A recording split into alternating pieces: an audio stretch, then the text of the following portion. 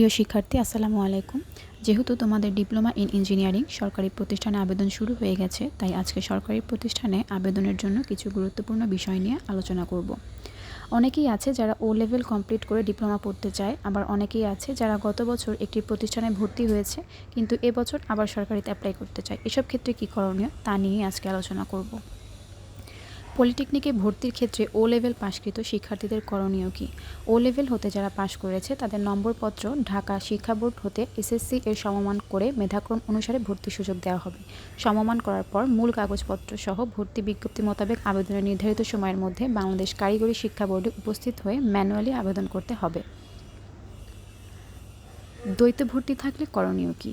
একই শিক্ষাক্রমে পূর্বে অন্য কোথাও অধ্যয়নরত থাকলে তা বোর্ড নির্ধারিত তারিখের মধ্যেই বাতিল করতে হবে। বোর্ড নির্ধারিত সময়ের মধ্যে দ্বৈত ভর্তি বাতিল না করলে শিক্ষার্থীর রেজিস্ট্রেশনের সুযোগ থাকবে না। ভর্তি বাতিল করে তারপর আবার আবেদন করতে হবে। বিস্তারিত কোনো তথ্যের জন্য এই নাম্বারে যোগাযোগ করতে পারো। ধন্যবাদ।